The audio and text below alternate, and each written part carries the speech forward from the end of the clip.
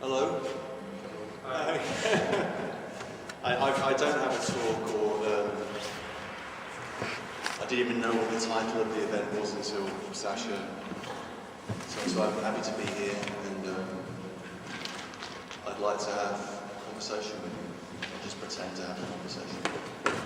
Знаете, я на самом деле только что и сам узнал о формате мероприятия и теме благодаря Саше, так что давайте все-таки начнем разговор. Я бы хотела, чтобы это было не подобие разговора, а непосредственно разговор.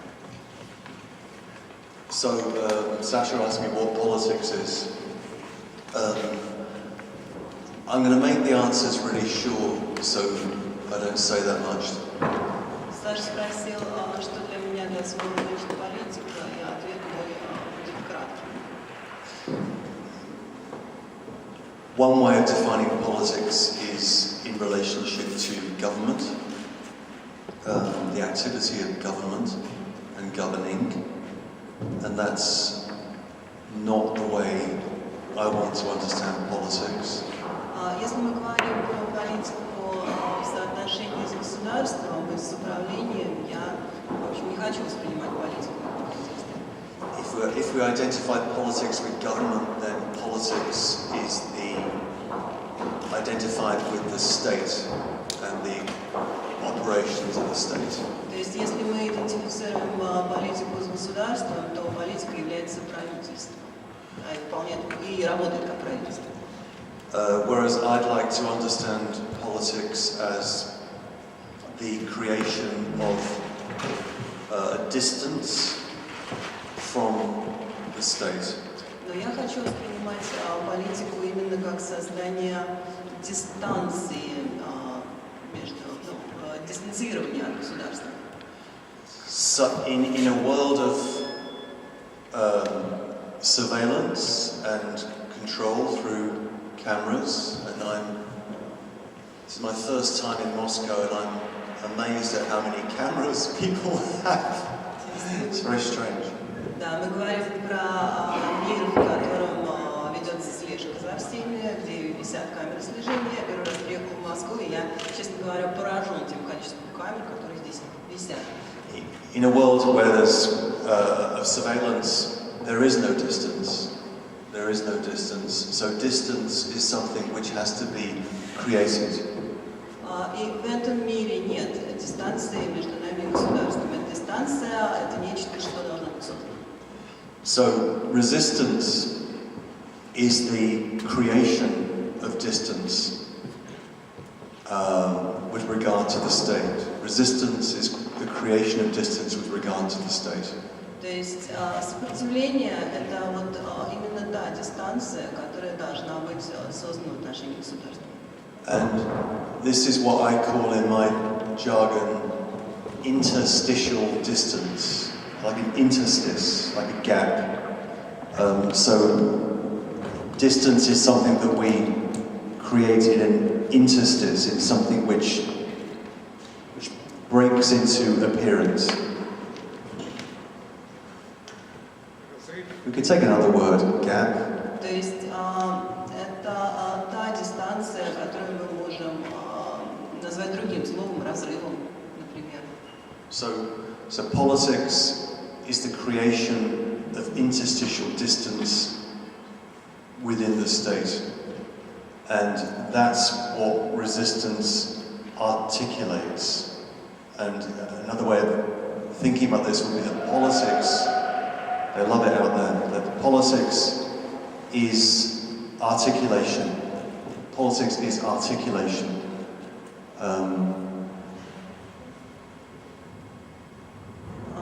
То есть таким образом мы можем сказать, что сопротивление – это и есть создание вот того разрыва, а политика – это, знаете, такая вот четкость, сформулированность, артикуляция. Which is a formulation that I take from the work of Antonio Gramsci. И это та формулировка, которую я взял из работы Антонио Грамши. But that's enough, I think. Let's move on to the next. Ну, я думаю, что я достаточно сказала, так что давайте перейдем к следующему вопросу. I'd like to hear what's on your mind. Что хотелось бы мне узнать, о чем вы думаете.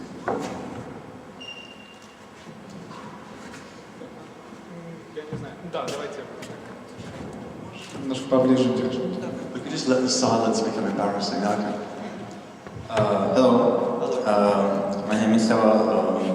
I'm originally from Belarus, and we already know each other, but I sent you an email asking about doing Skype lecture in Belarus in our radical library.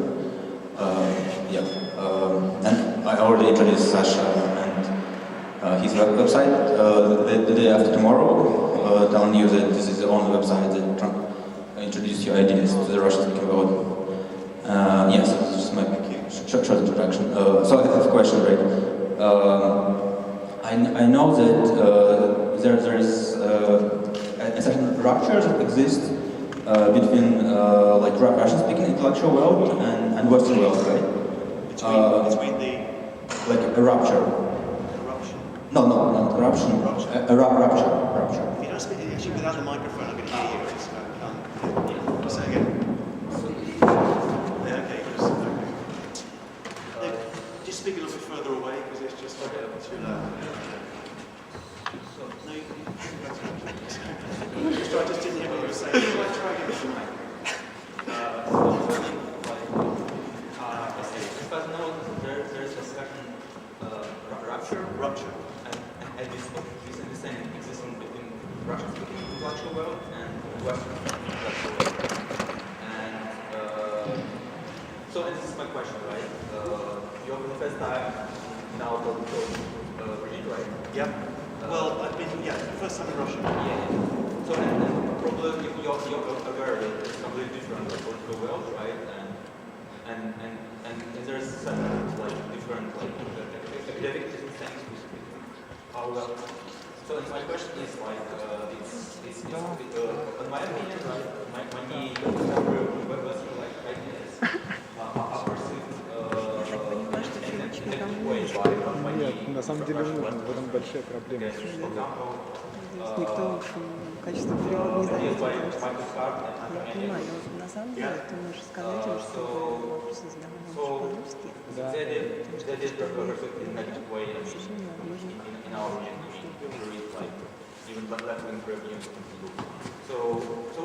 So what would the perspective be here? What would people... Yeah, so my question is, what do you think about this rupture? I don't know what it is. Could you tell me?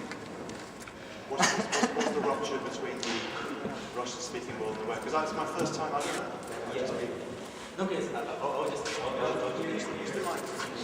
Maybe, да. Слушай, да, слушай, давайте... I can get translators. You speak in Russian, so I really understand. Может быть, давайте, потому что, как бы, поскольку некоторые люди все равно не могут хорошо говорить или понимать по-английски с легкостью, да, то, может быть, мы сделаем процесс таким образом, что вопросы все-таки будут на русском, и просто, мне кажется, это будет легче. Во всяком случае, мы так немножко сохраним времени для дискуссии, ну, для общения, потому что вопросы могут переводиться в каком-то...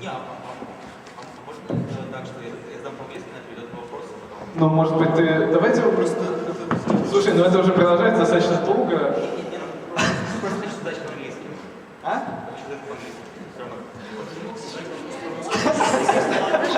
Повторить по-русски и все. Да, может быть, ты сам повторишь по-русски свой вопрос? Я не закончил вопрос. Ну, или, может быть, ты вначале сформулируешь по-русски, а потом повторишь по-английски.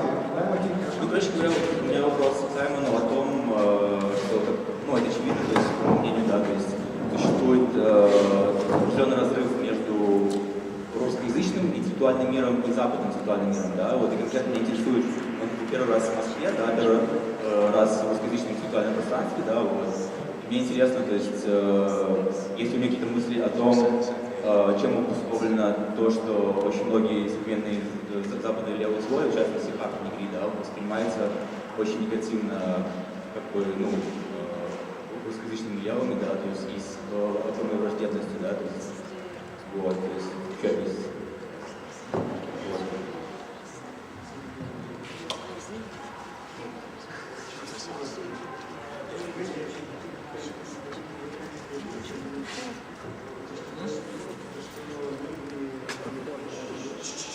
Нет, я имею в виду, мое мнение основывается на разных рецензиях, то есть Бориса Катаглицкого и Провластного. Ну, просто это как бы не вопрос, это как аргумент.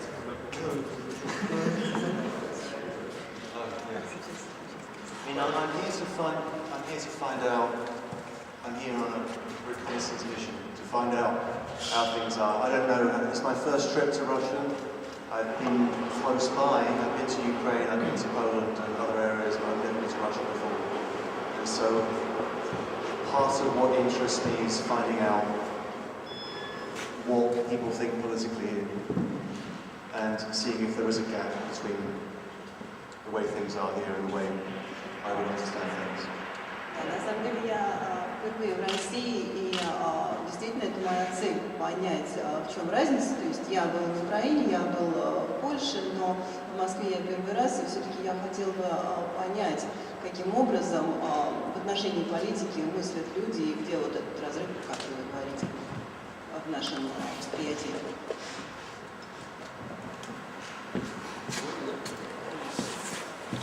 Я, наверное, без микрофона. У меня очень короткий вопрос. Что вы думаете о событиях, текущих на Украине? То есть, очень короткий вопрос. Что вы думаете о событиях на Украине? В Украине. В Украине. Нет, не в Украине, но по-русски. На суржике. You want my opinion? Вам нужно мое мнение? Yes. I think it's great. Я думаю, что это великолепно. I think it's a complicated situation, and I don't see the role of. I don't like the idea of the intellectual. I find that offensive.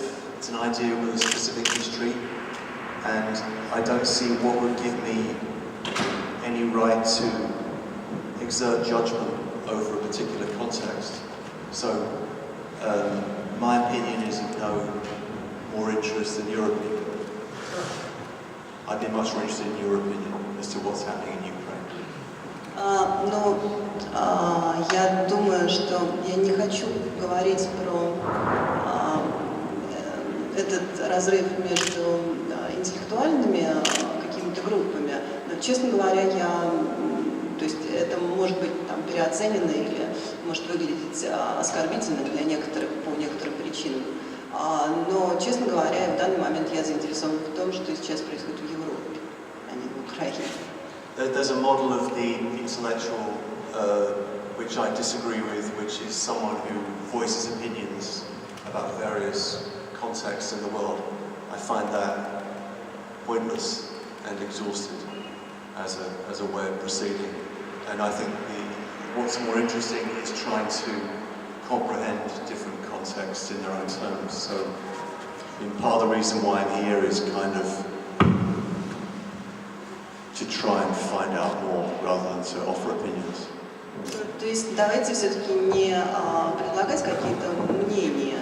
Да, мне не кажется это интересным, это довольно сильно истощает. Мне нравится смотреть на эти вопросы в другом контексте. То есть лучше анализировать, чем вот бросаться мнениями.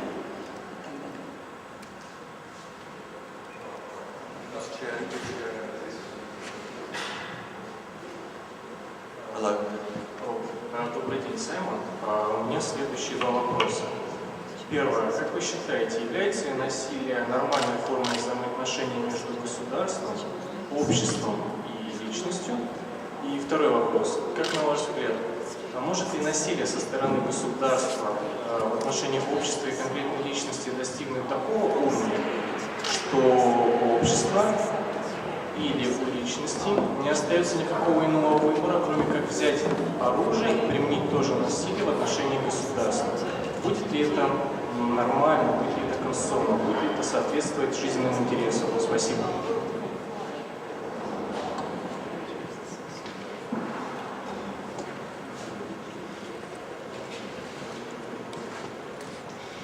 The operation of the state with regard to society is essentially violent. Работа государства в отношении общества – это и есть насилие. That's both the violence of language, the violence of symbolic authority, and also the violence that is the violence of being the people that have the guns and the sticks. Это насилие в отношении языка, это насилие в отношении символических каких-то органов власти, то есть людей, у которых есть оружие и дубинки. And that is as true in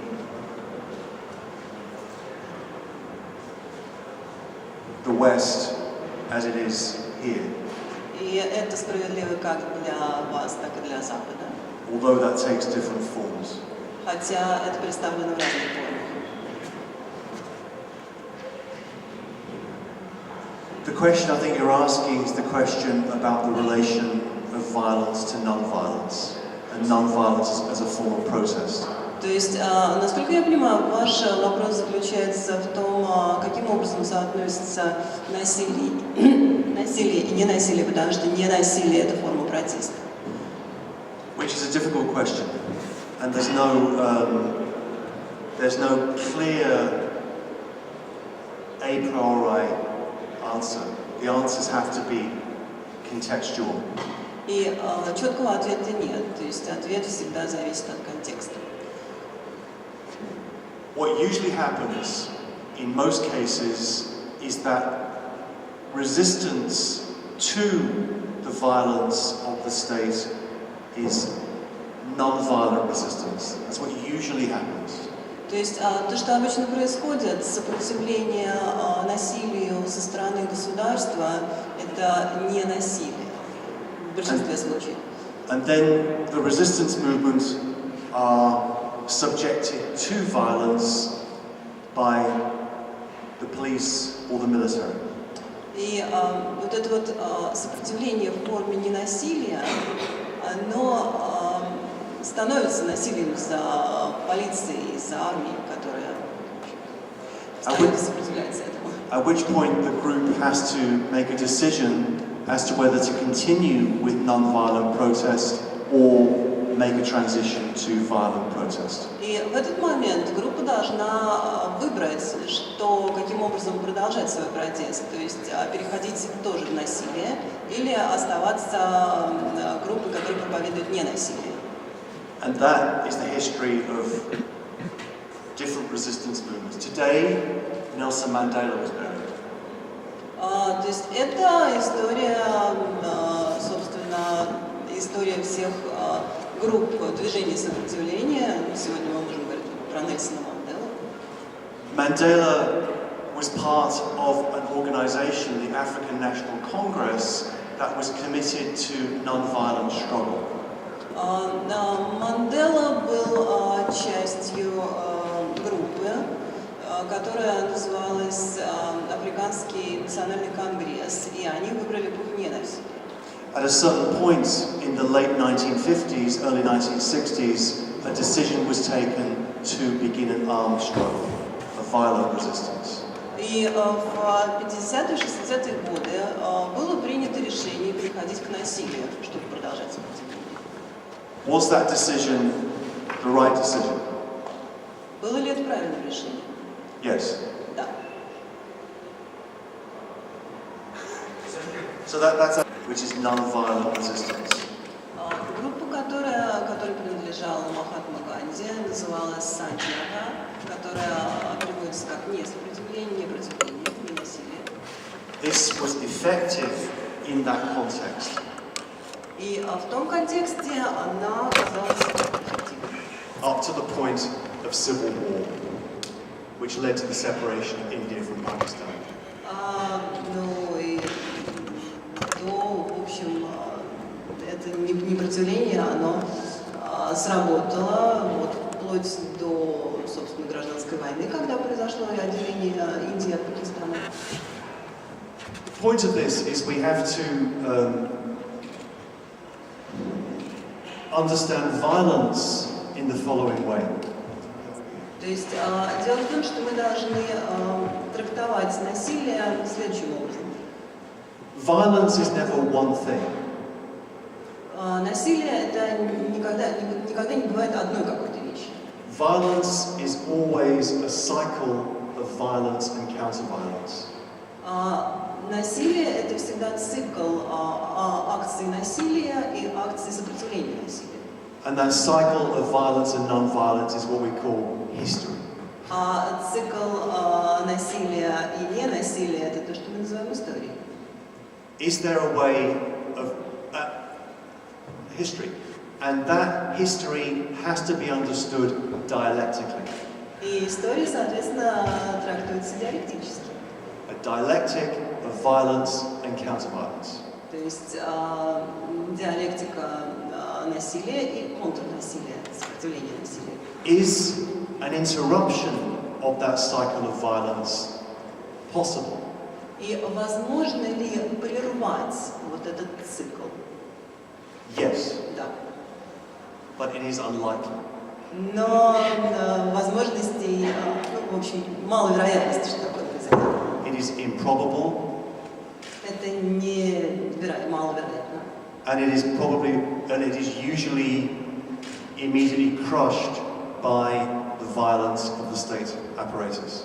И обычно это всегда подавляется и уничтожается посредством насилия со стороны государства. So we have to understand the question of violence and non-violence in that kind of context. Таким образом, вопрос о насилии и ненасилии нам нужно понимать именно вот в заданном контексте.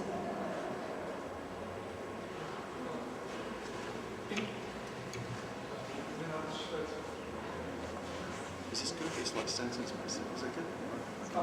Давайте No, that's fine. It's actually good. It gives me a chance to think as well.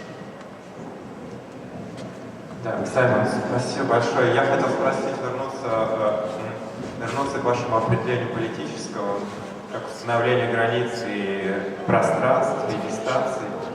И мой вопрос касается, то есть последствий именно такого подхода к определению политического, как рациональной деятельности по разграничению.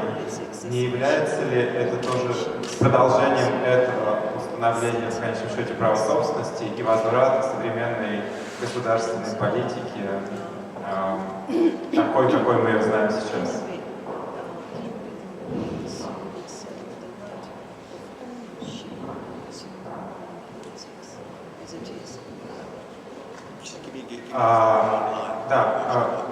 Если просто это действие по проведению границ и дистанций, это какое-то персональное действие не коллективное. Есть ли какое-то коллективное измерение в вашем понимании политики? И на чем оно основано?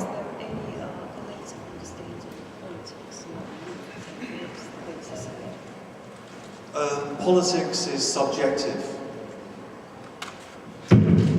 Subjective. Politics is personal. Политика персональна, политика предметна. But subjective is better. Субъективна. Politics is subjective, but a subject is not an individual. Но вот этот субъект – это не человек, это не индивидуум. In 1843, 1843, Karl Marx named a political subject. Карл Маркс, собственно, назвал в 1743, простите. The name of that political subject was proletariat. Назвал вот этот предмет политики, субъект политики, пролетариат. Did the proletariat exist as a political subject at that point? Существовал ли пролетариат как политический субъект в тот No. момент? Нет. They existed as a social subject Он существовал как общественный, социальный субъект and as an economic subject и экономический субъект in the industrial north of England, на промышленном севере Англии, where Engels was running a factory. где, в общем, работали, где англичане работали на фабриках. Где у Энгельса была фабрика. Engels, remember him? Yeah. Где у Энгельса была фабрика. What Marx does is to transform that social and economic subject into a political subject, which becomes an actor. Что сделал Маркс? Он трансформировал вот этот экономический и общественный субъект в политический. The task of politics is the creation of a political subject, which is personal and shared. Okay? Doesn't mean it's just me. То есть задача заключается в том, чтобы сделать вот этот политический субъект. И он не персональный, он разделяется многими людьми. Это не значит, что вот это вот я и моя личность. In the Communist Manifesto from 1848, it's funny doing this in Moscow. Очень смешно, что я говорю это в Москве. В коммунистическом манифесте 1843 года Marx qualifies the proletariat as communist. Маркс квалифицирует пролетариат, называет их коммунистами. That is a political action of the naming of a subject and the bringing of a subject into existence. То есть это политическое действие, да, найти субъект, да, дать ему начало его существования. The next question is, what is the collective agency by which such a political subject can come to power? То есть следующий вопрос, который возникает перед нами,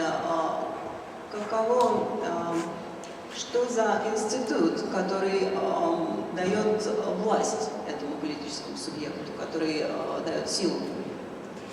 And the debate on the left for the last 150 years has been around that question.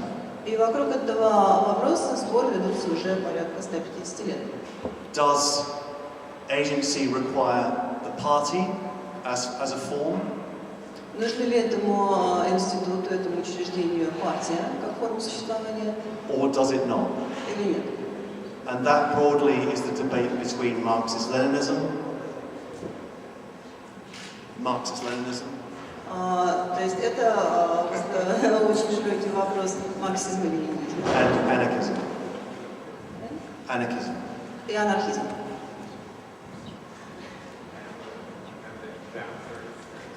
Sorry?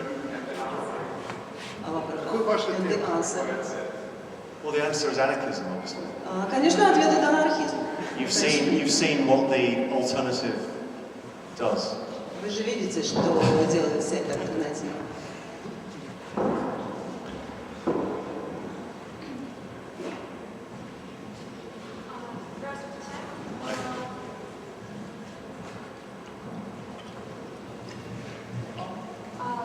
Спасибо большое за ваш приезд. Есть два вопроса, которые относятся к обоим вашим репликам. Первый вопрос заключается в том, если мы исходим от того, что насилие, контрнасилие – это цикл, хотелось бы узнать, на каком этапе сейчас находится Великобритания, и, собственно, какой из методов насилия, да, даже методов сопротивления этнически ненасильственные вы считаете эффективным? Да, в Великобритании. И, собственно, и второй вопрос уже про Маркса, я к ним потом задам. Britain? Oh, okay.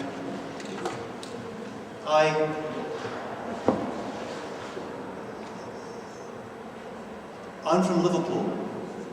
Yes.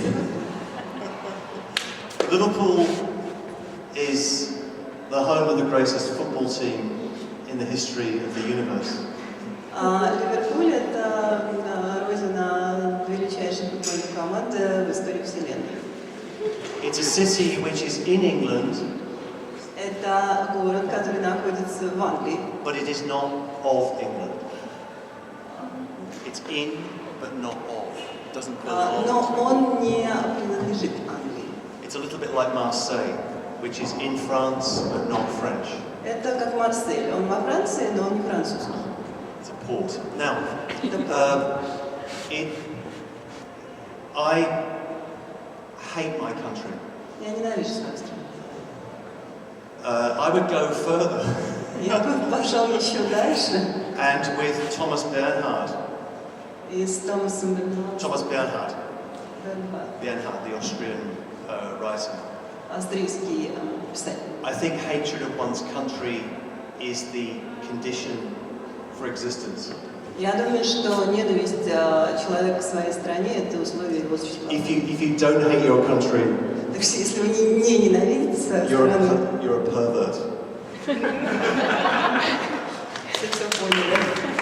So, you're Russians, you should hate Russia. Так что вы должны ненавидеть Россию. So with Britain, the question about Britain, I mean, I despise, Britain is a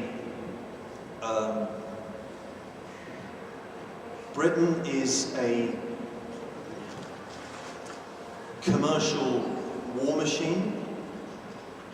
Ну, Британия это такая коммерческая Commercial war machine, a commercial машина, которая еще и war machine, like a tank or something. Военная машина, как танк. Whose wealth was acquired through the exploitation of its own working class and through slavery.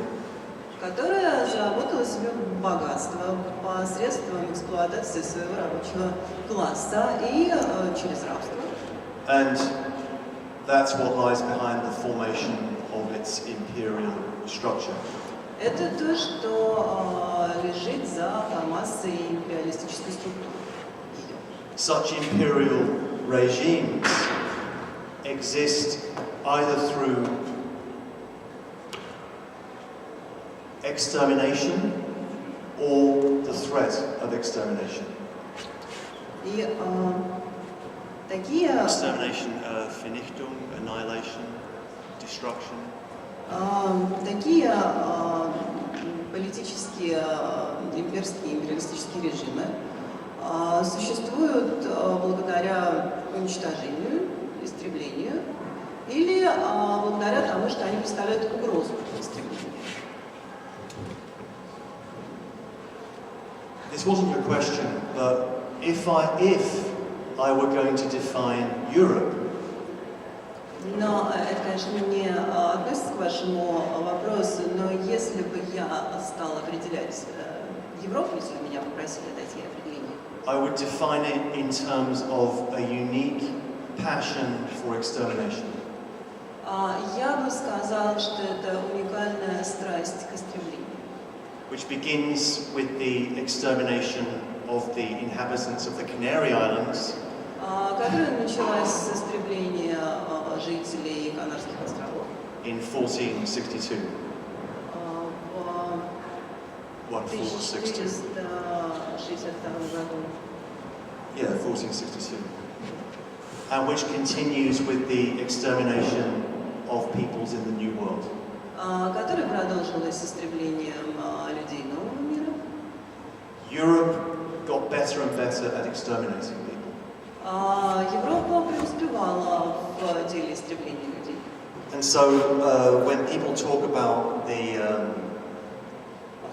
Great War, as you call it here, and about National Socialism, all National Socialism was an extension of the colonial logic of extermination. И когда мы говорим про Великие войны и про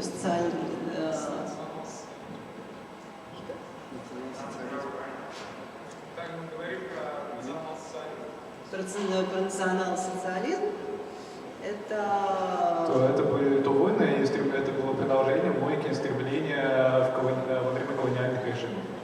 Да, ты все сделал за меня. So questions about Britain, France, Germany, and so on and so forth have to be understood in relationship to that historical context of violence. То есть Франция, Британия, Германия предстают для меня вот именно вот в этом контексте.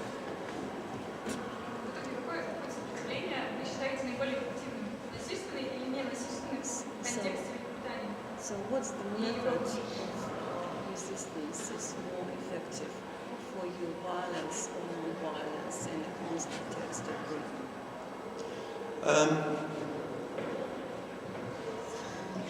I have a very long answer to that question. Будет очень долгий ответ на этот вопрос. It would take us into.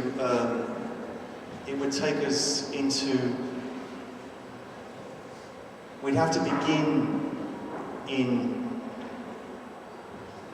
I keep giving you all these dates. It's not fair. History is history, right? We did history. We have to begin with. We have to begin in 1381. 1381. 81. Вы должны начать с 1381 года. Which is the peasants' revolt in England. No, but you can't understand now. It's now to talk now is to talk media talk, or it's to talk. It's to adopt a kind of fake urgency. Now, the discipline of the left. Let me say this: the discipline of the left. Okay, I just said okay.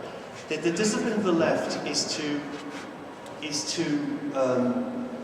refuse questions of the future. То есть позиция дисциплины левых отрицать вопросы будущего. And to cultivate radical historical memory. И культивировать радикальные исторические события, которые остались в нашей памяти.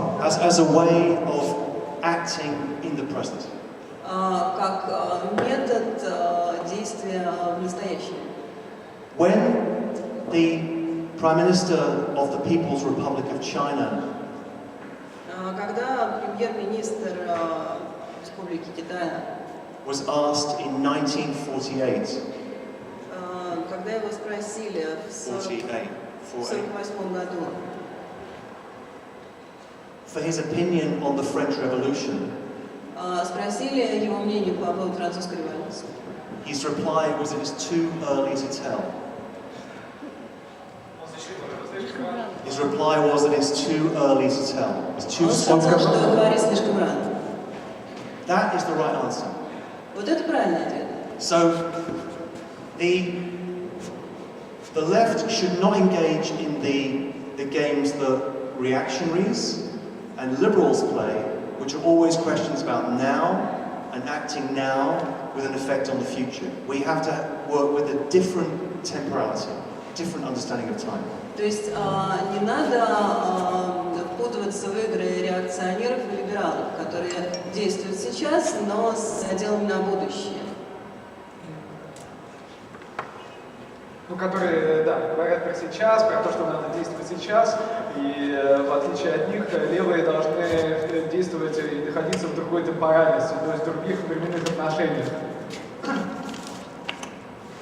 The temptation on the left is always to declare failure. Да. There's a desire on the left. Да, желание левых, ну как бы левые всегда хотят говорить о поражении. Which is always to declare failure. Но декларируют всегда поражение. For example, people talk about the failure of the Occupy movement.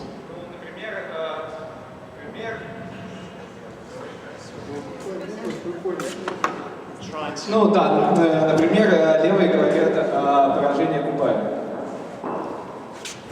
The fact about Occupy and about 1,000 other resistance movements Кейс поражения Окупая и других сопротивленческих движений is that they happened. Важно то, что они произошли. It took place. Что у них было некое пространство, место. People were mobilized Людям and felt the power и почувствовали собственную власть. of acting in concert, acting together. И когда действовали совместно. The people with the guns and the sticks, the military. So yeah. Люди с дубинками и с оружием. So you have to, if you're interested in resistance, if one is interested in resistance, То есть, если человек интересуется сопротивлением, then we have to have the discipline of a different understanding, a deeper understanding of history and time. в таком случае нам нужно глубже и несколько по-другому понимать сам концепт истории и времени.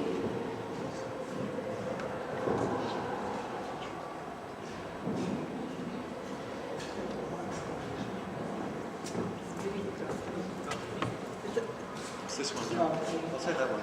Yeah, that's important. Sure, Mike. Я хотел бы тему насилия и сопротивления государства, государственному насилию поместить в область, ближе к области повседневности.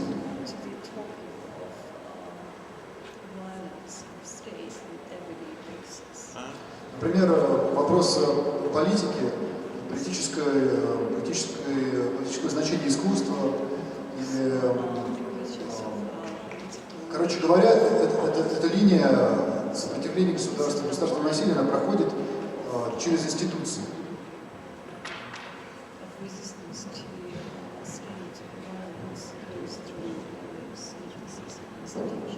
Мне кажется, это аспект очень важный, исходя из моего опыта жизни в России.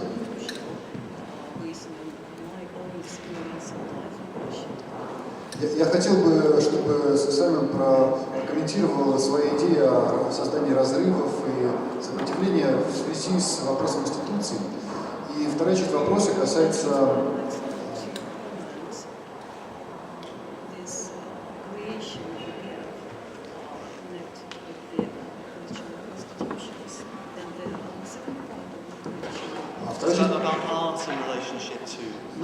not only about art, about the institutional practice.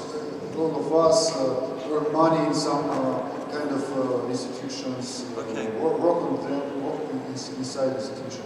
And I see that the institution made us to act a special way, to create relations between people, some specific relation, hierarchical ones, and so on. This is a problem.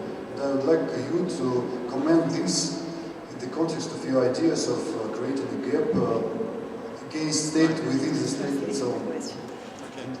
And, я хотел задать еще, то есть вторая часть вопроса, она на самом деле с продолжением первой части, да? Она касается, вчера мы немножко обсуждали радикальную практику французских коммунистов, которые создают коммуны, создают какие-то вот другие формы жизни. И вы сказали, что этот опыт, эта позиция сильная, но не привлекательная, да, не та позиция, которую вы хотели бы занять. Мне просто хотелось уточнить, что да, и вы сказали, что их позиция не столь привлекательна, потому что отрицает возможность, какие-то возможности, которые мы имеем, живя в обществе, да, не отказываясь.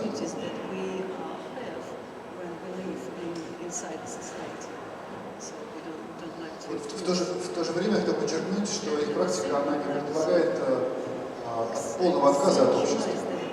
Она предполагает, да, я для всех хочу пояснить, что речь идет о французских коммунистах, тех людей, которых мы слышали в связи с событиями вокруг Тарна, там книги «Грядущее восстание», здесь, просто чтобы это было понятно. Так вот, я хотел подчеркнуть, что они не отказываются от взаимодействия с окружающим миром, они пытаются наладить другие связи с ним, помимо институций. В чем я хотел еще уточнить критику вот этих французских коммунистов в связи с вопросом институций.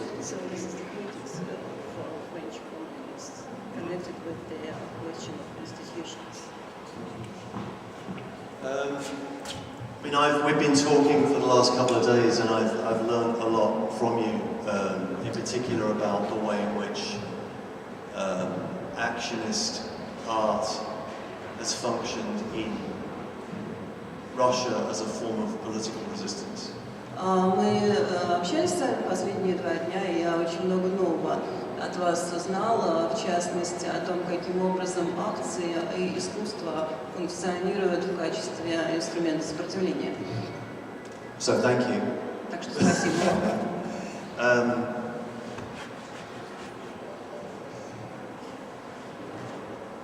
I don't know what associations the word institution has in Russian. Я не знаю, какая ассоциация со словом институции в русском языке.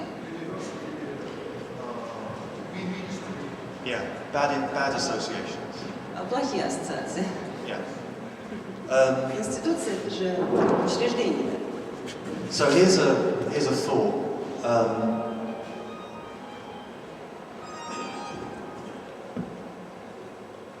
I'm a great admirer of Jean-Jacques Rousseau. Я большой почитатель. Вы слышали? His book that's called The Social Contract. Его книга «Общественный контракт», «Общественный договор». Yeah, is a bad title. Плохое название. And he knew it. И он это знал. His question was, can we invent political institutions? Вопрос его заключался в том, можем ли мы создать, придумать политические институции, учреждения. So Rousseau's experiment in the book that's called The Social Contract and in his more concrete political writing is about trying to imagine legitimate political institutions. То есть идея Руссо в этой книге заключалась в том, что он попытался представить такую политическую институцию, скажем так, которая была бы легальной, легитимной, законной. I think that's the right question. Я думаю, что это правильный вопрос. The question that lies behind that question is, what is an institution? И вопрос, который прячется за этим вопросом, что же это за институция, что там внутри? There can be informal institutions. Это может быть форма институции, во форме. Это могут быть неформальные институции, простите. People speaking together can be an informal institution. Люди, которые говорят друг с другом, которые говорят вместе, могут и представлять такую неформальную институцию. 4 people sitting in a bedroom deciding to form a band or a pop group is an informal institution. То есть люди, которые сидят в комнате и думают о том, как бы им создать музыкальную группу, это и есть неформальная институция. So we require more imagination when it comes to thinking. Thinking institutions is thinking collective forms of agency. Collective forms of agency. Когда мы думаем об институциях, мы должны о них думать как о коллективных формах действия. So I think we have to. So I agree with you. I think it's really where our energy should be directed. And for me, again, to go back to Occupy as an example in the New York context, simply because I live there. Occupy Wall Street was an institution, an informal institution. И я думаю, что это именно то, куда мы должны направить свою энергию. Опять же, говоря про контекст Нью-Йорка, мы должны вспомнить Occupy Wall Street. Это как раз и было неформальной институцией. That called into question, the questions, that criticized, возвращаясь к вопросу, that criticized the legitimacy, критикуя законность, легитимность, of the institutions of the state, институции государства, the city, города and in particular the police. и, в частности, полиции.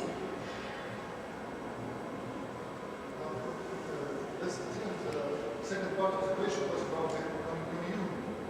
Oh yeah, okay, yeah. Вторая We часть were вопроса talking about that last была time. о Yeah. отношении Sorry. коммуны. This guy, Как вот примером. Yeah.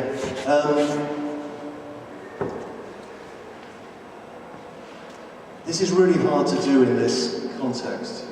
Очень сложно это сделать в данном I контексте. feel like I'm sending telegraphs, У меня такое ощущение, как будто я телеграмму отправляю. whereas we need longer essays to explain this. Нам нужно больше времени, больше слов, чтобы это объяснить. I agree with you. I'm very sympathetic to. I'm very sympathetic to the resistance groups that took shape around names like the Invisible Committee. Да, мне очень нравятся те группы, которые собираются на вроде невидимого комитета. And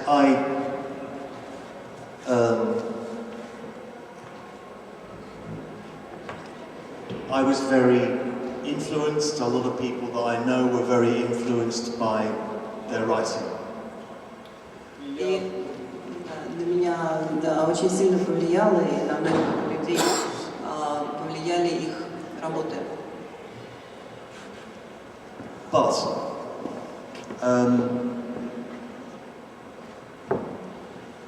I think the diagnosis, the social diagnosis they offer is too uniform, it's too unilateral, it's too monochrome. Но я думаю, что социальный диагноз, который они дают, он слишком формальный, упрощенный, как одноцветный, однотонный. And the form of resistance that they offer to that, which I see as a movement of secession, withdrawal, and sabotage. Ну и та линия сопротивления, которую они предлагают, которая является саботажем, ну, как бы формой саботажа, is what Gramsci would describe as too abstract. Да, ее Грамши описывал как слишком абстрактную. This is so. I think what then has to be done is to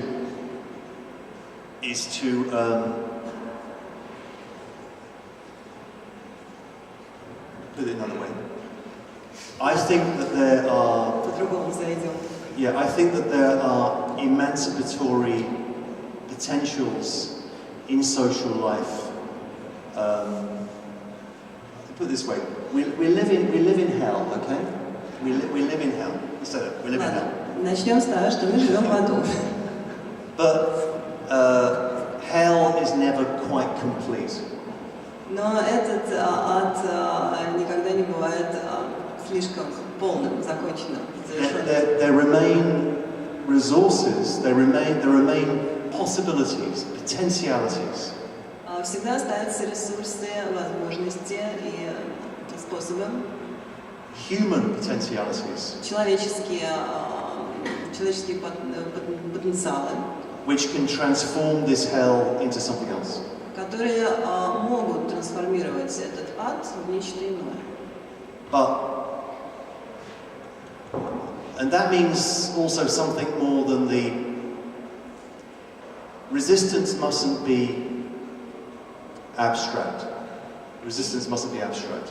И, соответственно, сопротивление не должно быть абстрактным. It must be part of a concrete process. Это должно быть частью конкретного процесса, which requires the formation of, requires the activity of what Gramsci called hegemony. которая требует действий того, что Грэмши называл Hegemony. гегемонией. Hegemony for Gramsci is the formation of chains, the formation of groups. Гегемония для него это формирование групп. From people with radically different sets of interests. Из людей с радикально разными интересами. They could be religious. Они могут быть религиозными. They could be atheistic. Атеистами. They could be all sorts of people. Ну, в общем, любые всякие разные люди. Все типы людей. Politics is if you like, the genius of politics, what Machiavelli called the principe of politics, is the ability to form such groups. То есть сама суть политики, то, что Макиавелли называл принципом политики, это способность именно формировать такие группы.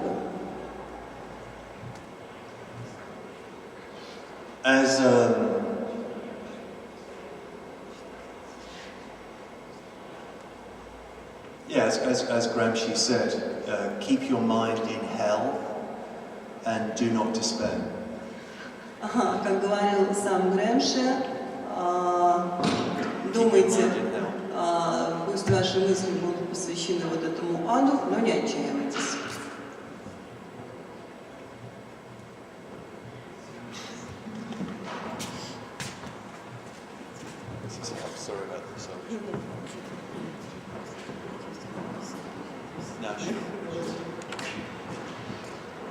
Добрый день. Вам самим не кажется, то, что вы говорите все время сопротивление, насилие, ненасилие, что это похоже на какую-то проповедь со стороны, как некой паствы, как послание к Рифянянам, со стороны апостола, то, что вот ездите по миру, все об этом все время говорите. Да, хорошо. И, соответственно, не кажется ли вам, что это немножко тупиково, не надоело ли это вам? Есть ли темы, которые вам хотелось бы обсудить помимо вот этого все бла-бла про сопротивление, революция и прочее?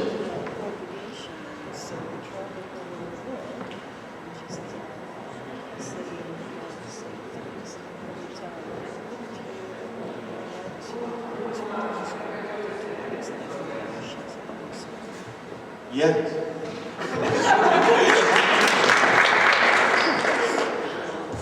I didn't want to talk about violence.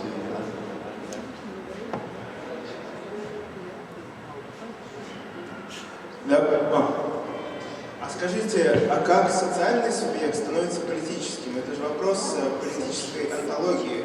Вот если можно представить, как это мог бы предполагал Маркс, как социальный субъект становится политическим, то какую онтологию изменения субъектности может дать анархизм? Ну, скажем так.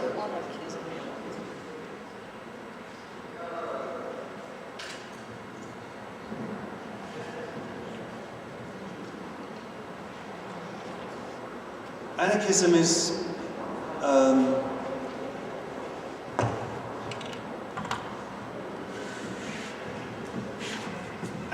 is a way of thinking about the social bond. Анархизм – это способ понимания общественных связей и обязательств. Without the mediation of state and capital.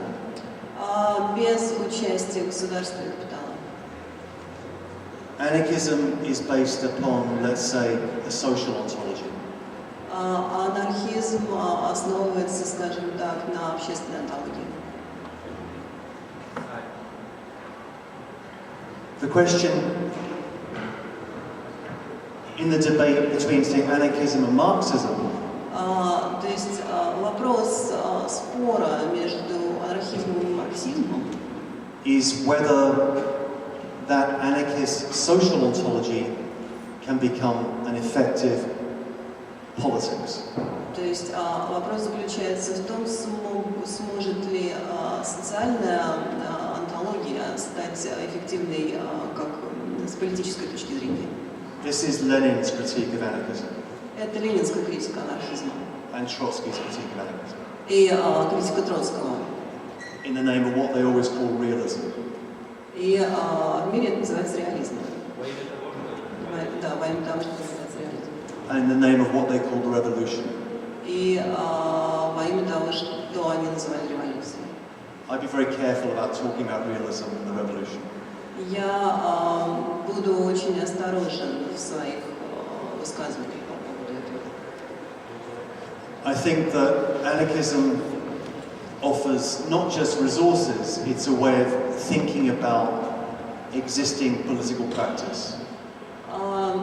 Я думаю, что анархизм не только предлагает какие-то ресурсы, это способ понимания существующих политических практик. Simply in the last 20 years, the period from Zapatismo through to Occupy is an example of a series of anarchist political practices. То есть за последние 20 лет от Сапатистов до акции Occupy это примеры политических практик.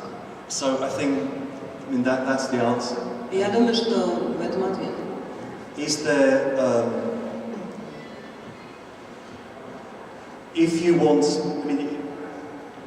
why I emphasize that is that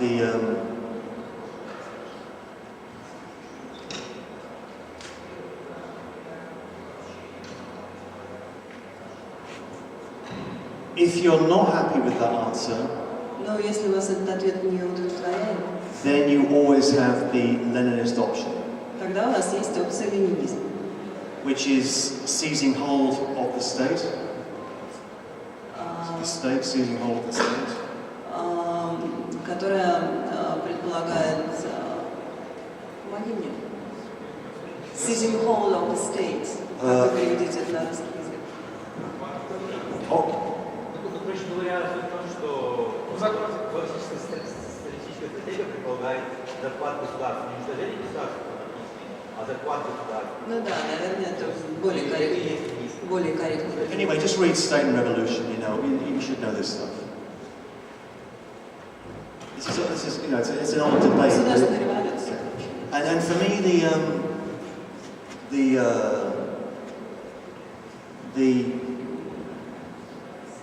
the strength of anarchism is its weakness. I don't think weakness is always a bad thing.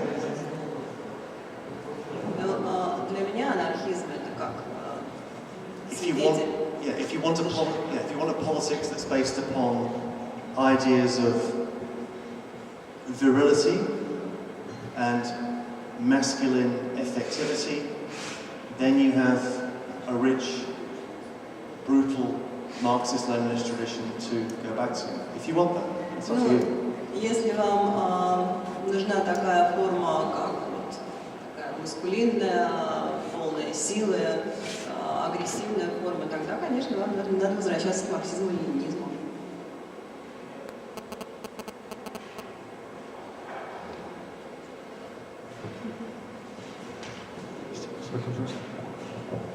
Да, вы много упоминали Occupy, и я хотел как раз давно задать вопрос про Occupy.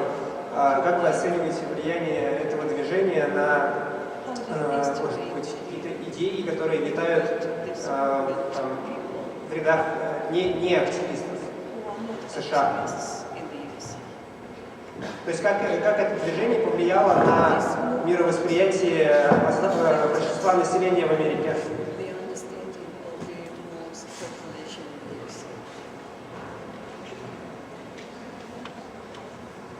Like I said before, the easiest thing to do is to declare failure. Как я и сказала раньше, самое легкое это заявить о своих промахах, проигрышах.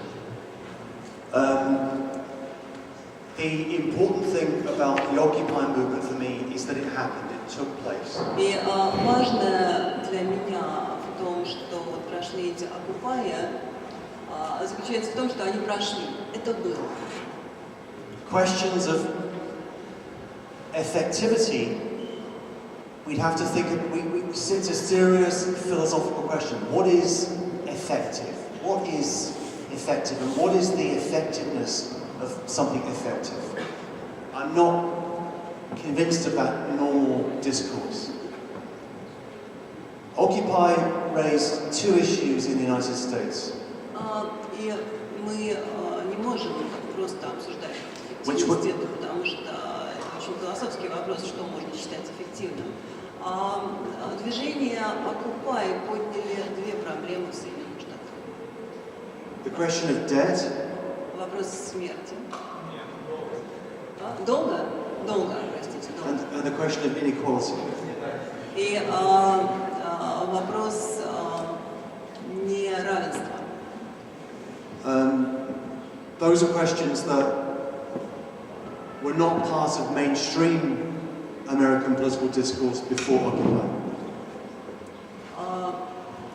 Которые были маргинальны до этого в американской политике. The way in which those topics have been picked up by mainstream discourse, I think, is wrong.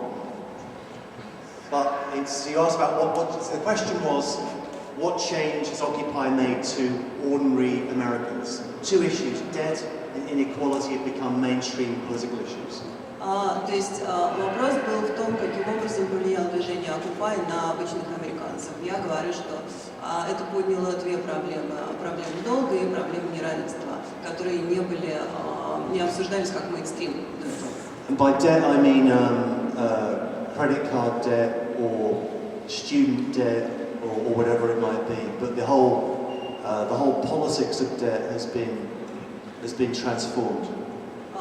То есть под понятием долга мы понимаем кредитные карты, студенческие займы и так далее, но весь вопрос был несколько трансформирован после этого.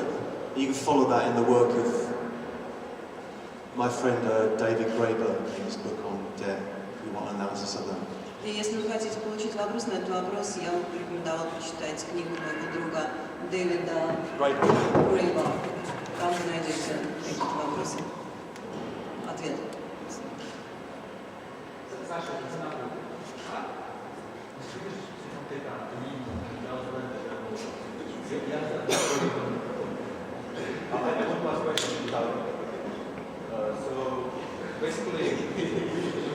These people aren't going to understand you. So just do it in both languages then, British. Give me a chance to ask even one question.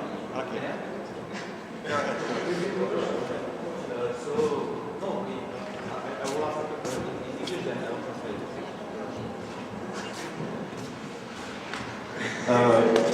Because I think it's not fair for me, I want to ask question at the beginning. Just so that everyone understands. Я скажу по-английски, сам себе переведу. So in the beginning, I had a question about institution that was raised, similar one, right? So 2 years ago, you organized a new school conference dedicated to anarchism, right? Called anarchism term, right? I co-organized. Yeah, co-organized. Co-organized. And you write in your article, debate with Slavoj Žižek, that anarchism theory was very much known in academia. It's very much. Very marginal. Yeah. Like in academia, and oh, yeah. Only thanks to you and such people. Not thanks to me, but yeah. And such people as David Graeber. For sure. Yes. So Marxism, you write in your article, was for a long time, like in mainstream academia, but not in case of anarchism, right? Yeah. Okay. Я сейчас перевел, кстати, Russian. Короче говоря, у меня вопрос, извините, что я задал вне очереди, поскольку я считаю, что в самом начале меня репрессировали, да, то есть это очень элементарно. Вот. Поэтому я хотел бы уточнить вопросы, которые я задавал в начале, да, насчет Конституции, и в частности я задал вопрос по поводу университета, где он преподает в Нью-Йорке, новой школы социальных исследований и конференции, которую организовали 2 года назад, посвященной анархизму, да, вот. И он пишет в своей полемике с Славой Žižekom, да, что анархистская теория, она являлась очень маргинальной для мейнстримной академии, в отличие от марксизма, да, который достаточно много был вписан в мейнстримную академию. Да? Вот. Ну, я не закончу сейчас, я продолжу. Okay, and this is what I want to tell in the beginning, right? I think that probably it is the case with Western academia, right? That you can organize in New York, right? Conference dedicated to anarchism, right? But in case... Yeah, okay. It's wrong. I'll just finish. Okay. No, but you can't just organise. It was actually very problematic. Yeah. It wasn't easy, and it was against the wishes of the institution, and people got into trouble. Да, короче, я приведу. Я бы сказал предположение, что, возможно, это было очень просто сделать в случае Западной академии, да, но он возразил, что нет, это было очень сложно сделать даже в Нью-Йорке с Западной академией, да. But nevertheless, I want to make a claim in the very beginning that this is not the case at all in post-Soviet academia that is completely conservative, right? Because this is what I want to say, that recently in Russian anarchist movement there was a conflict because some Russian anarchists don't like gays and lesbians at all, they hate them, while others, they like them. So and this is also an important thing that I want to say, that like post-Soviet academia and this effect where very extent on anarchist community is very conservative to such topics as even like gender studies that are like mainstream in Western academia. I will start this. Вот. Ну, я хотел сделать такое утверждение, как в самом начале, да, что я думаю, что постсоветская академия, она очень консервативная, да, вот я упоминал конфликт, который произошел в русском анархистском движении, да, что некоторые анархисты ненавидят геев и лесбиянок, да, а некоторые любят и русского. Вот. Я считаю, что это условно постсоветской академии. Вот. Okay, and I will finish my question, okay? Sorry, I talked too much. So, and in particular you, right? You speak so much about revolutionary ideas and revolutionary politics, but... I'm not revolutionary. Yeah, but still you like teach at such privileged place. It's not privileged place. Такое длительное время занимается, говоришь. Давай, пожалуйста, ты можешь сформулировать... Подожди. Хорошо, окей. I'll stop. People that don't like what I say. No, just ask a question.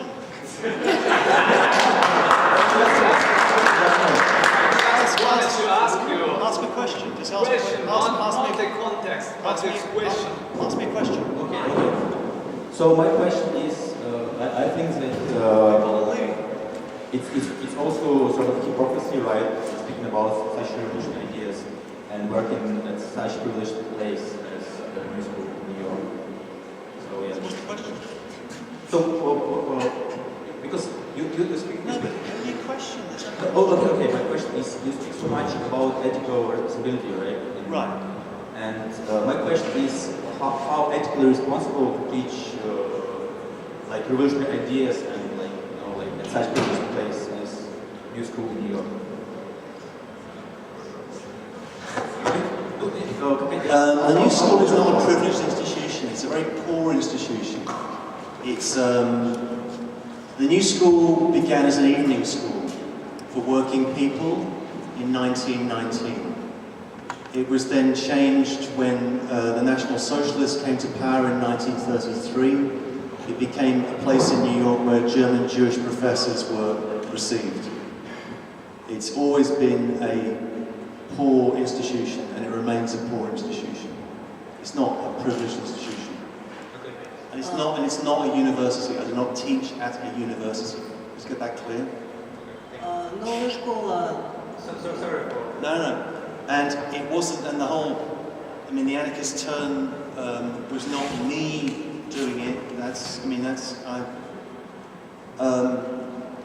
At the New School, there were a series of occupations in 2008 and 2009. And they were organized by students. And they were repressed by the administration of the New School in collaboration with the New York Police Department. and a number of those students were prosecuted. One of them is still in prison, and a number of them had severe problems caused by these occupations. The point of the conference was to confront the institution in its own terms, and it was extremely hard to organise. And it was co-organised with students. Thank you. So sorry for my auditory.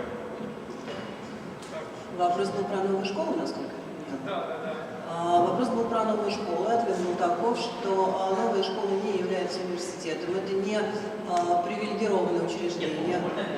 Да. Оно очень... В общем смысле, да, что, во-первых, все институции, где работает Саймон Кричли, пожарна, и была действительно проведена конференция по поводу, которая называлась «Анархистский поворот», и это было во многом сделано для того, чтобы противостоять тем тенденциям, которые возникли во время движения Occupy в этой институции, когда студенты, которые оккупировали вот это место, где происходит учеба, да, они были насильственно оттуда выдворены с помощью нью-йоркской полиции и при участии администрации этого места. Один до сих пор находится в тюрьме. И организация этой конференции была способом каким-то образом переломить и перехватить инициативу внутри самой же этой институции.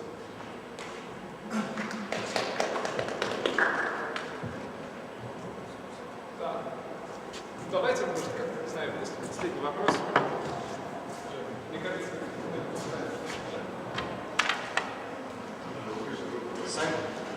существует поговорка, что государство существует не для того, чтобы сделать нашу жизнь раем, а для того, чтобы не допустить ее превращения в абсолютный ад.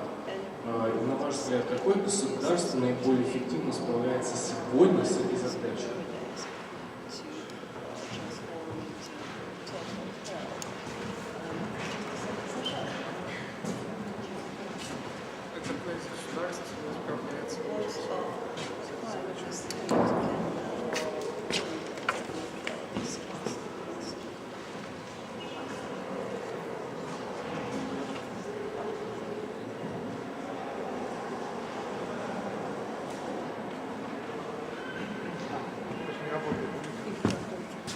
All right, I'm just thinking.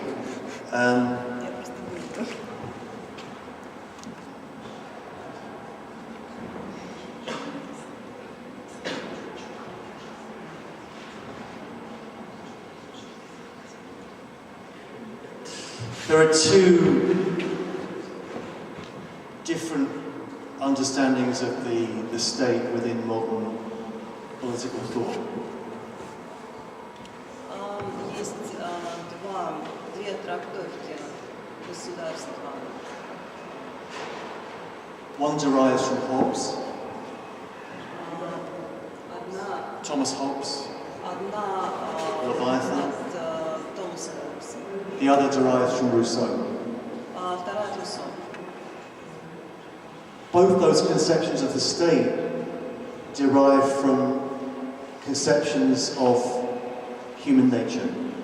И обе концепции государства берут начало из концепции человеческой натуры, в кавычках.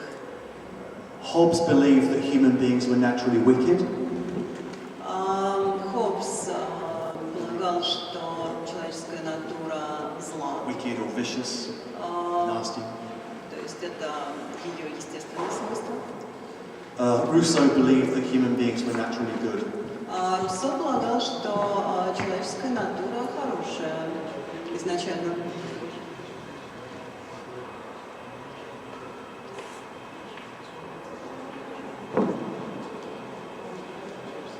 I do not believe that human beings are naturally wicked.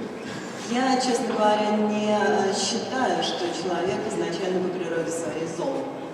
And I think that the cause of human wickedness is, to a large extent, the state.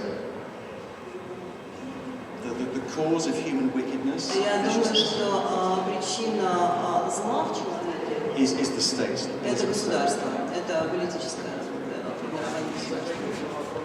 The question you raise is, can there be another conception of the state? То есть тот вопрос, который вы задаете, может ли быть какая-то иная концепция государства? What Gramsci called the ethical state. То, что Грэмши называл этическим государством. Yes, they can. Да, может. It's extremely hard to bring into effect. Очень сложно сделать так, чтобы оно такое появилось и функционировало. But we could talk about examples at that point. Но в этом случае мы можем привести какие-то примеры. And we could talk about the difference in the state form between, say, Russia and Sweden. И мы можем говорить про разницу государственных форм, если сравнивать Россию и Швецию. I'm not a defender of Swedish social democracy. Я не являюсь защитником шведской социальной демократии. But it is a form of state. Но это форма государства. Which is linked to a set of moral habits and religious practices. Но это форма государства, которая связана с моральными устоями и религиозными практиками. And that can take you into a different, that can lead to a different result. So I think that on the whole,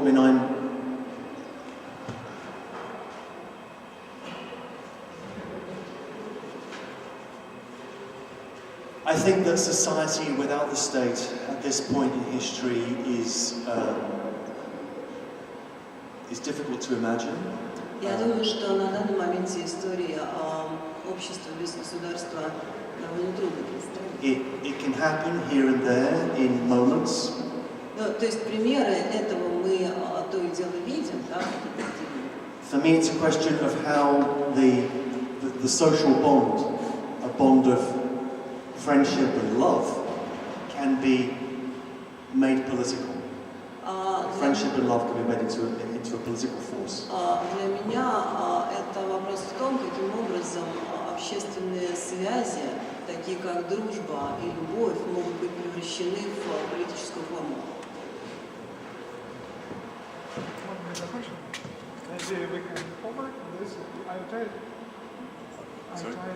Well, no, I could take a couple more if you want. If anybody, there is Guys,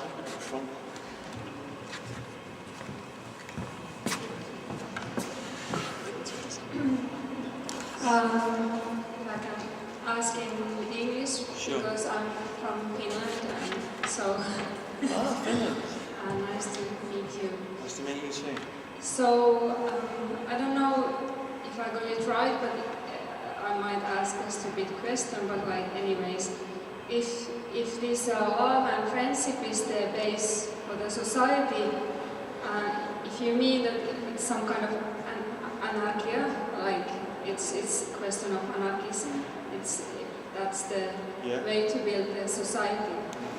So, as a Finnish person, I suppose I'm interested to understand how the anarchism can be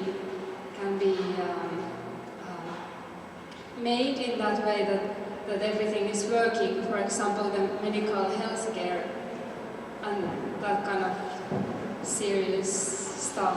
Can you please tell some? No, I can't give you a ideas? concrete. I won't, not in a way that would satisfy you, but it's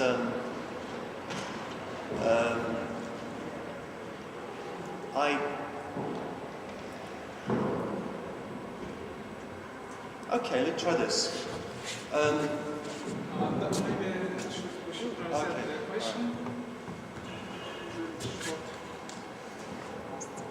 Вопрос касался именно той формы любви и дружбы, да, о которой мы говорили, каким образом она может быть, грубо говоря, представлена в анархизме. Я правильно поняла? Например, medical healthcare, как это? То есть каким образом медицинская страховка может быть... Как может работать какие-то вещи в отсутствии государства? Все правильно. Саймон сказал, что не может ответить на этот вопрос, но потом ему пришла идея, он решил работать.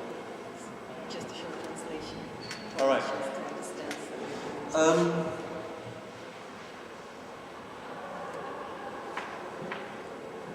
I don't think anarchism is just wearing black balaclavas and throwing rocks at the police. Я не думаю, что анархизм может быть представлен исключительно как толпа людей в балаклавах, которые швыряются камнями в полицию. Although that can be a lot of fun.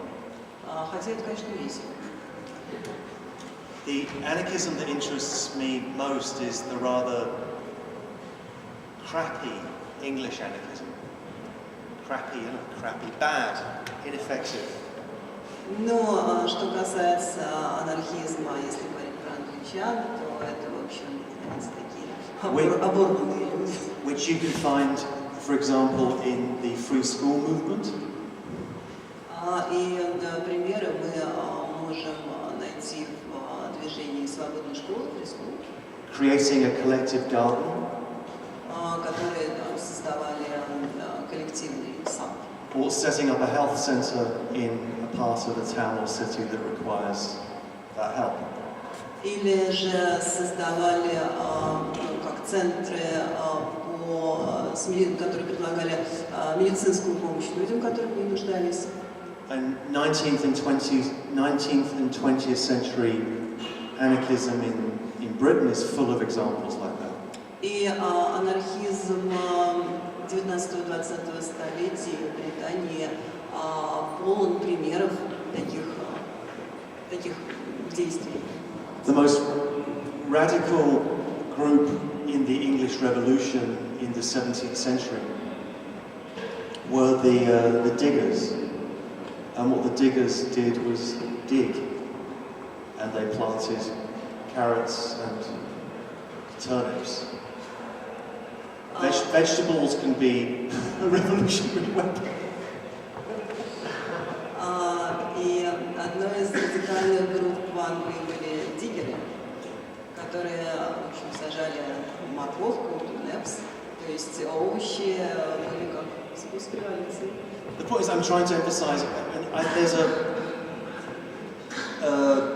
there is a kind of addiction on the left to a macho heroism, to macho political violent heroism, and I find that nauseating. То есть то, на чем я пытаюсь поставить какой-то акцент, то, что в основном анархизм представляется нам как такой безумный героизм схватки за государством, но, в общем-то, это не все. The acknowledgement of weakness and vulnerability is neither weak nor vulnerable. The acknowledgement of weakness. So if you like, I've been driving around Moscow today, right? Moscow is full of statues of phallic strength, right? It's all about some phallic idea of these statues of Lenin, these statues of these great men. It's a city full of penises. Я сегодня ездил в Москве и видел всякие памятники Ленина, в общем, тут политические символы. There are different ways of organizing politics than around a penis. Но есть другие способы организации политики, нежели чем вокруг пенисов. Putin is a penis. Putin это пенис. Anarchism is politics without a penis. Анархизм это политика без пениса.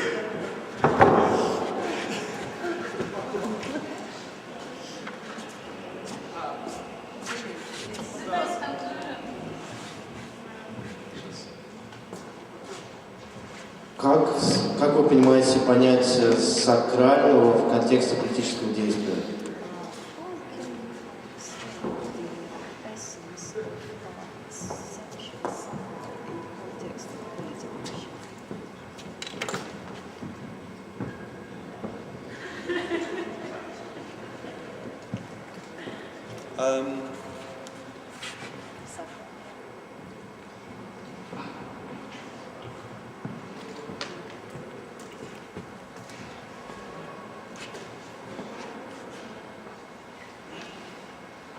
I think that politics in its different forms is about different experiences of the sacred. Я думаю, что политика в своих разных формах это и есть опыт сакрального. By sacred, I don't mean anything good. The sacred can be horrible. То есть это может быть и ужасом, это не обязательно. The sacred or the sacral can be disgusting, violent, horrific. Это может быть отвратительным, это может быть насильственным, это может быть ужасающим. So, by emphasizing the sacred, I'm trying to engage in a critique of the secular, and the idea that modern, particularly modern liberal politics, is about secularism. A space. Yeah. То есть, говоря о сакральности, я все-таки хочу поставить акцент на мирском, на секуляризме. Yeah. So, for me, secularism is another regime of the sacred. То есть для меня секуляризм это еще одно представление режима сакрального. Where the laws given to Moses become the Bill of Human Rights. Где законами становится, главным законом становится заявление о человеческих правах, Билл о человеческих правах.